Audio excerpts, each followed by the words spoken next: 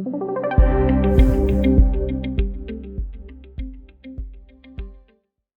guys, this is CA Kshitij Gupta and you're watching Wealthy's YouTube channel।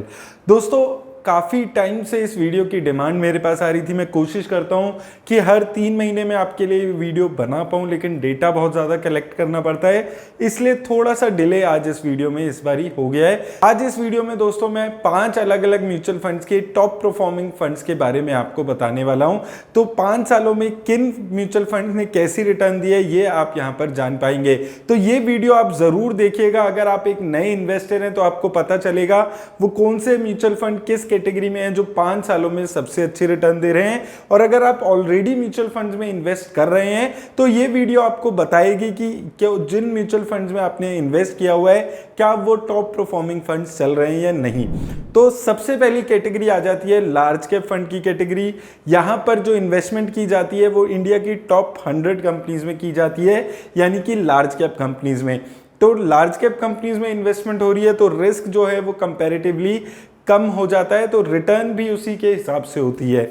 तो top performing funds की इसमें बात करें तो सबसे अच्छी return Canara Robeco blue chip ने दी है 5 सालों में। उसके बाद एक्सिस ब्लू चिप फंड ने 5 सालों में रिटर्न सबसे अच्छी दी है। और थर्ड नंबर पे आ जाता है एडलवाइस का लार्ज कैप फंड। तो ये 3 फंड्स हैं जिन्होंने 5 सालों में सबसे अच्छी रिटर्न लार्ज कैप कैटेगरी में यहाँ पर बना कर दिया। हालांकि 1 साल की रिटर्न अगर आप इन तीनों ही फंड्स की देखेंगे तो थोड़ी सी नेगेटिव यहाँ पर जाती हुई दिखती है, क्योंकि 1 साल में निफ्टी 50 इंडेक्स जो मोस्टली फंड्स का बेंचमार्क इंडेक्स रहता है वहाँ पर भी आपको नेगेटिव रिटर्न्स देखने को मिलती है। तो इसलिए यहाँ पर 1 साल में नेगेटिव रिटर्न है और ओवरऑल रिटर्न भी 12 से 14% तक की आप एक्सपेक्ट करके चल सकते हैं, क्योंकि रिस्क कम है इसलिए जो रिटर्न है वो भी आपको कम एक्सपेक्ट करके चलनी है। दूसरी कैटेगरी दोस्तों आ जाती है large and mid cap fund की कैटेगरी। तो ये फंड जैसे कि इसके नाम से समझ आता है लार्ज कैप और मिड कैप दोनों ही कैटेगरी की कंपनीज में अपना पैसा लगाता है, यानी कि टॉप 250 कंपनीज में अपना मेजर पैसा ये फंड लगाता है। यानी कि जो लार्ज कैप कैटेगरी है उससे ज़्यादा रिस्क यहाँ पर इन्वॉल्व हो जाता है, क्योंकि यहाँ पर मिड कैप फंड्स में भी आपका एलोकेशन होते हुए चल रहा है। तो इसमें अगर हम बात करें सबसे अच्छी रिटर्न्स देने वाला 5 सालों में फंड चल रहा है Mirae asset emerging blue chip fund. इस फंड ने काफ़ी अच्छी रिटर्न दी है, 15-15.5% तक की रिटर्न इस फंड ने आपको 5 सालों में जनरेट करके दिया। हालांकि अगर आप यहाँ पर भी देखेंगे 1 साल में कुछ खास रिटर्न देखने को नहीं मिलती है। दूसरा आ जाता है एडलवाइस का large and mid cap fund. यहाँ पर भी एडलवाइस का एक फंड यहाँ पर आता है 5 सालों में, यहाँ पर भी आपको 14 से 15% की ही रिटर्न देखने को मिलेगी। हालांकि 1 साल में रिटर्न्स उतनी अच्छी नहीं है। तीसरी फंड आ जाता है SBI का large and mid cap fund.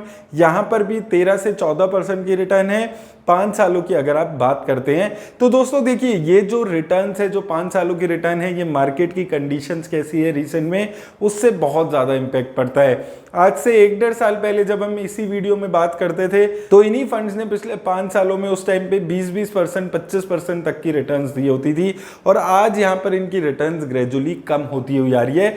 लेकिन ये स्टॉक मार्केट है, यहाँ पर एक सीधे लेवल पे आपको रिटर्न्स नहीं मिलती है, लेकिन 1 साल से मार्केट के अंडर परफॉर्मेंस के बावजूद भी अच्छी रिटर्न्स ये सारी ही कैटेगरी के फंड देते हुए आ रहे हैं। तीसरी कैटेगरी दोस्तों आ जाती है, वहां पर रिस्क आपका और बढ़ जाता है, mid cap category. Mid cap category में मेजर आपका जो पैसा है वो मिड कैप कंपनीज में लग रहा है, यानी कि टॉप की 101 से लेकर 250 कंपनीज में मेजर पैसा आपका यहां पर लगाया जा रहा है। तो यहां पर रिस्क जो है ये ऊपर की 2 कैटेगरी से कंपैरेटिवली ज्यादा हो जाता है। तो आप अगर ज्यादा रिस्क ले सकते हैं, ज्यादा रिस्क लेने वाले इन्वेस्टर हैं, तो ही आप इस कैटेगरी में इन्वेस्ट करने के बारे में सोचें।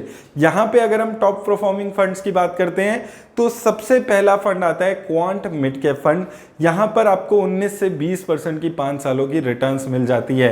वहीं दूसरे नंबर पे यहाँ पर आ जाता है PGM India mid cap fund, और थर्ड नंबर पे आता है एक्सिस का fund, axis mid cap fund.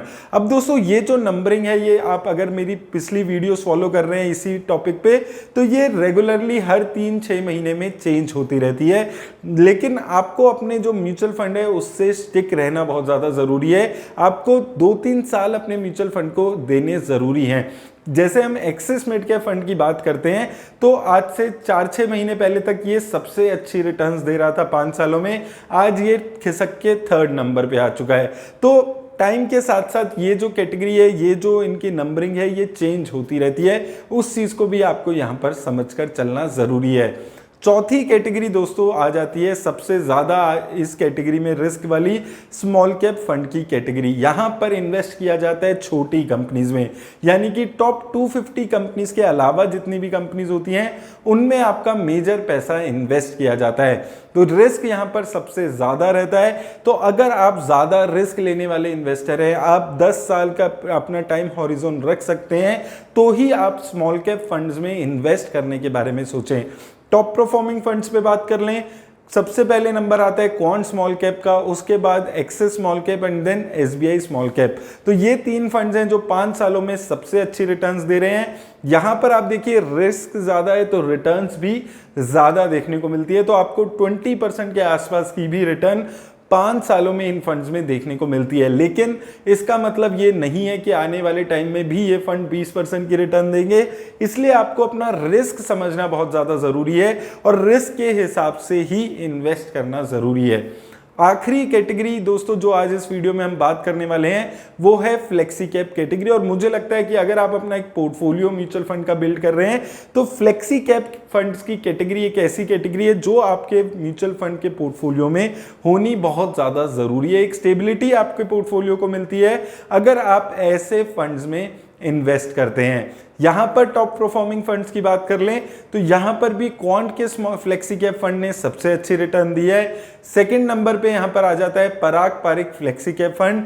इस फंड ने भी काफी अच्छी रिटर्न दी है। हालांकि 1 साल के पीरियड में अगर आप यहां पर भी देखेंगे तो आपको रिटर्न उतनी ज्यादा इंकरेजिंग नहीं दिखेगी। इस चीज का भी आपको ख्याल रखना है। फ्लेक्सी कैप फंड दोस्तों यहां पर होता क्या है, जैसे इसके नाम से समझ आता है, यहां पर कोई रिस्ट्रिक्शन नहीं है। फंड मैनेजर के पास large cap, mid cap, small cap किसी भी कैटेगरी में कितना भी % पैसा वो लगा सकते हैं। तो एक अच्छी डाइवर्सिफिकेशन मिल जाती है इन्वेस्टर्स को अगर फ्लेक्सी कैप फंड में इन्वेस्ट करते हैं। तो दोस्तों ये हैं 15 म्यूचुअल फंड्स जो टॉप परफॉर्मिंग म्यूचुअल फंड्स हैं जो अपनी अपनी कैटेगरी में काफी अच्छी रिटर्न्स दे रहे हैं। लेकिन दोस्तों आपको म्यूचुअल फंड्स में अगर आप इन्वेस्ट करते हैं तो पेशेंस रखने जरूरी है और धीरे धीरे एसआईपी करके आप इन्वेस्ट करते रहें। अपना लॉन्ग टर्म में अच्छी रिटर्न्स म्यूचुअल फंड अभी भी जनरेट करके दे रहे हैं। हालांकि 1 साल में अभी काफी म्यूचुअल फंड्स नेगेटिव रिटर्न्स दे रहे हैं। तो अपना टाइम हॉरिजॉन अगर आप इक्विटी में इन्वेस्ट करते हैं, म्यूचुअल फंड्स के थ्रू इन्वेस्ट करते हैं तो लॉन्ग टर्म का आपको रखना बहुत ज्यादा जरूरी है। दोस्तों वीडियो में आगे बढ़ने से पहले मैं आपको बताना चाहूंगा एक ऐसे प्रोडक्ट के बारे में जो आपको दे रहा है 9.2% की इंटरेस्ट रिटर्न्स। जी हां, 9.2% की रिटर्न्स, और ये फिक्स्ड रिटर्न्स होंगी। और यहां पर अच्छी बात क्या है कि आपको इन्वेस्ट करने के लिए बहुत ज्यादा अमाउंट की भी जरूरत नहीं है। मिनिमम सिर्फ 10,000 रुपीज से भी आप यहां पर इन्वेस्ट कर सकते हैं।